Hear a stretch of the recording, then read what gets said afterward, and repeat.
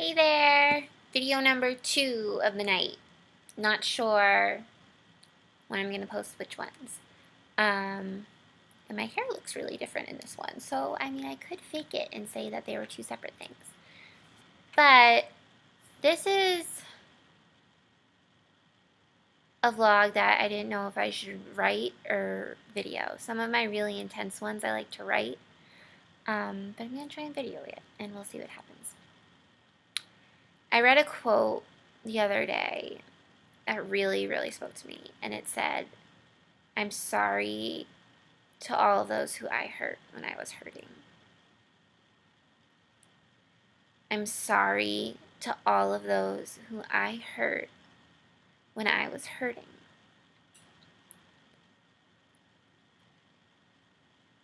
And although nothing catastrophic really happened when I was in my eating disorder, there's a lot of shame that's still there that I need to work through about how I acted and who I was and the things that I missed out on.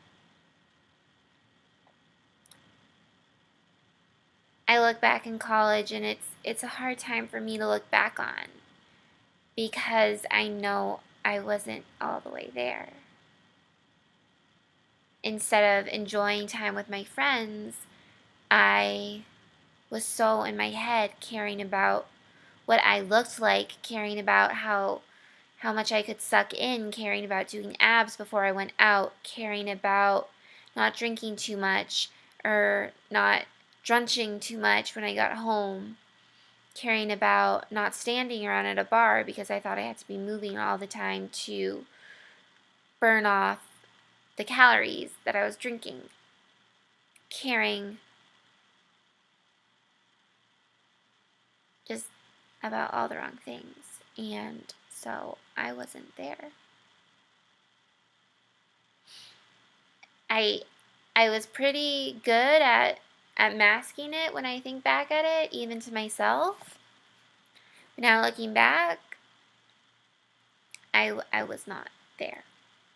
And those are some of the best times of your life.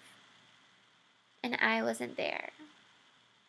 And I couldn't just go to a friend's house and plop on their couch for the night and just have fun because I was such a perfectionist and had to have all my work done and get all my workouts in and go to bed on time and get up to work out in the morning. And I was so scheduled and so regimented that I missed out on so many of the beautiful parts of college. And I didn't spend as much time as I wanted to with my littles. And I just felt I spent so much time being anxious and being scared and worrying about all the wrong things and just trying to come off perfect and trying to prove myself. And years passed, and years just they're lost. They're lost. And that's a lot to deal with. And I have shame around being that person who wanted to be better than everyone else, and I just had to be the cool one and had to be the one who was the hottest and had to be this and had to be that, instead of having to be a good friend, instead of having to just enjoy life. I was selfish. I was judgmental. And what people witnessed was only an eighth of what actually was going on in my head. No one was safe. I judged the very, very closest people to me. I judged people on their bodies. I thought I was better than them. I look back and I feel like a monster. And then in this past year or so, I've had to heal so much, and I've had to be very focused on myself to heal. And I haven't been able to be there for my friends like I wanted to. And that hurts because I'm not the only one going through something. One of my friends is going through something really hard right now. And the other day when we were on the phone, I had to tell her that I know that I couldn't be there for a while, and that you might not have shared everything with me for a while because I was so fragile, but I'm better now, and I want to be there for you now. And I just feel like I have so much to make up for. I was talking to my mom about it, and she just told me, she's like, relationships, they give and take, their ebb and flow. And sometimes one person can give more, and sometimes the other person can give more. And when you're really close to people, they understand that, and it works out. And that helps a little bit. But it doesn't take away from that pain. And that's on the friendship side. And then I have a relationship side where, yes, a lot of my eating disorder was really drawn out from that relationship. But I realize now, like, the issues, they started way before. But, like, the relationship, some of the things that happened really drew it out. But it's not one person's fault. It's, like, and the way I reacted to some of those things and the way my eating disorder took over me doomed that relationship. I have a vivid memory of thinking about grapes. Grapes. I was on a towel with my boyfriend in his backyard, enjoying the day.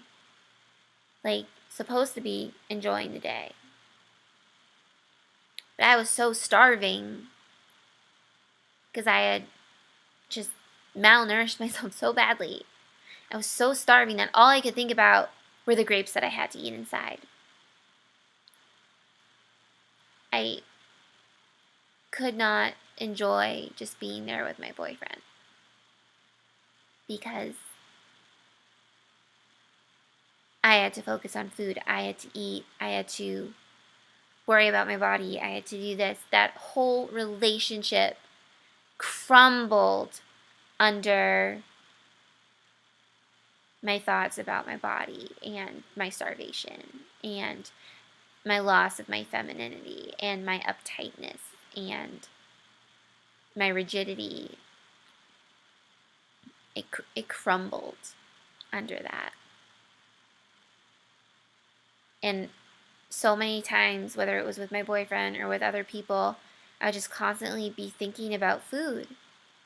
And that's a huge sign, because like when you're starving, your body's going to think about food because it needs nourishment, so it takes over. Or I would push off plans to go on a date because I had to get a workout in. And I just wouldn't listen when people told me it doesn't matter, it's okay, like, who cares, skip a workout.